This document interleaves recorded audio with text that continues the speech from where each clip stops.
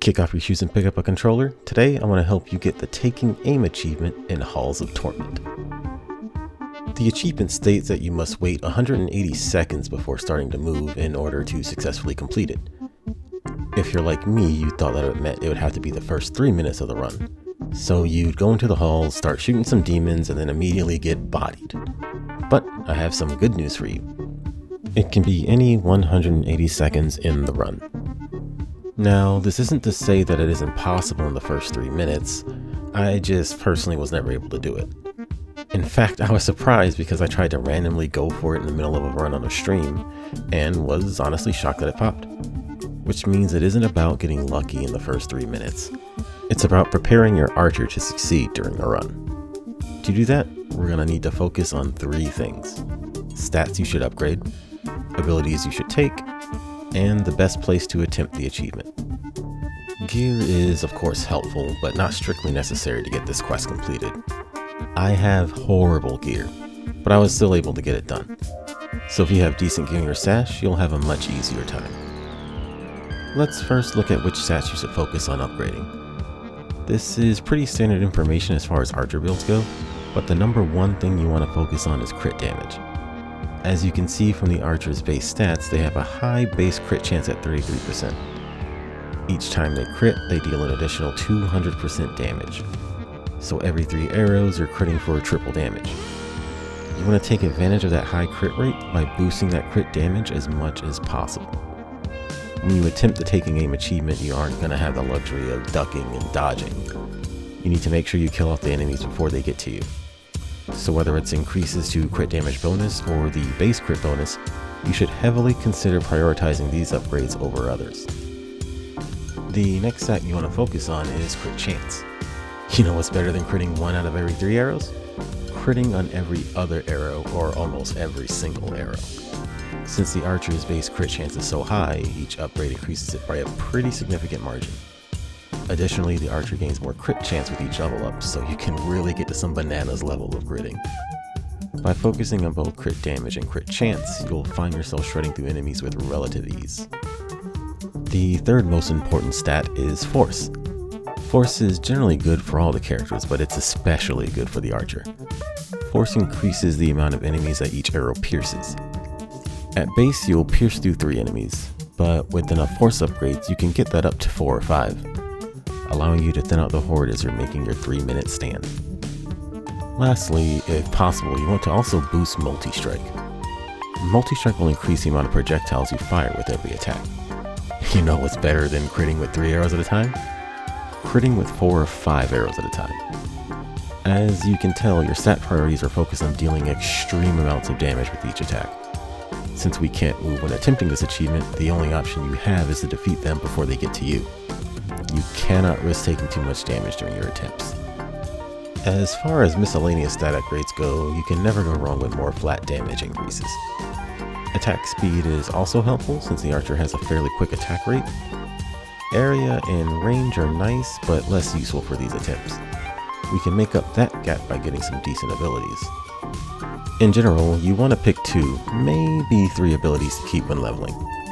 It keeps your level up options focused and avoids having suboptimal level up choices. It's usually better to have 2 strong abilities than 4 or 5 weak ones. When selecting abilities for this achievement, we want to highlight 2 major points: complementing the archer's stat build that we've been boosting, and creating a nice little safe zone around us as we're standing still. With these 2 points in mind, let's go through the best abilities to help you get this achievement. The best ability you can get is Transfixion.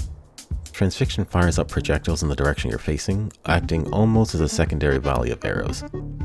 They get stronger off of almost the same stats you're upgrading, so each boost works twofold.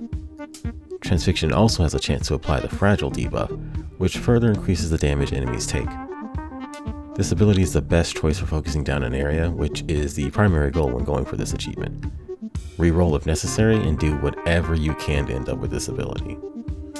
If you can't get Transfixion, Phantom Needles is an alright substitution. You don't get to control where the needles attack, but they do get stronger using the same stats that we're focusing on, so it remains a solid option.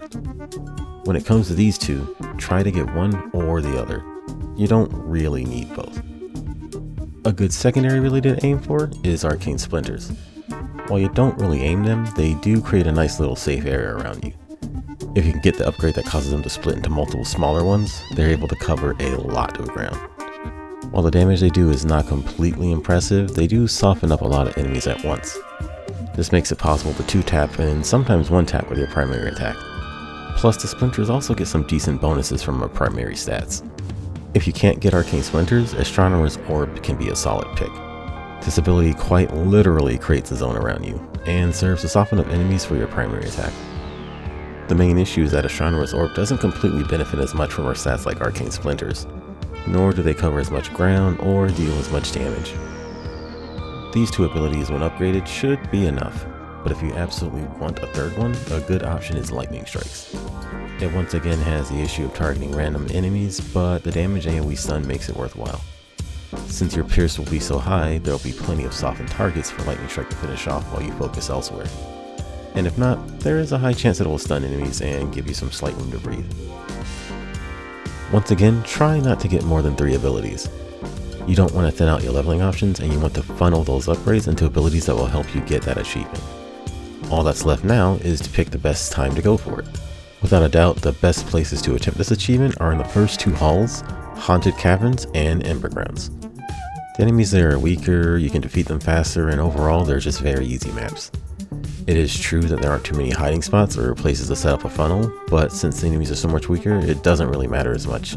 And as I previously mentioned, you don't have to go for this achievement at the start of the run. You can pick and choose the best moment to attempt it. With that in mind, you want to wait until you have a decent amount of abilities and upgrades for your archer. There are a few best moments to go for this achievement, most of them at the start of wave spawning. Right before a boss or special wave, there will be a brief moment when no enemies spawn, allowing you to start your stationary timer. For example, in Embergrounds, this happens at 20 minutes remaining when the Hellhound spawn, or at 14 minutes remaining when the Wormlord spawns. It may not seem like much, but having that brief 6 to 10 second window does a lot to prep you up for the achievement mentality. Once you pick your spot, it's vital that you just stop moving. Take your hand off the keyboard or the left joystick. Just focus on aiming your bow and trusting that you'll clear the area. Make sure you target the enemies closest to you and burn down any bosses or elites ASAP. It will also be tempting to grab all the XP gems and loot. Do not do it. Just wait until the timer is done.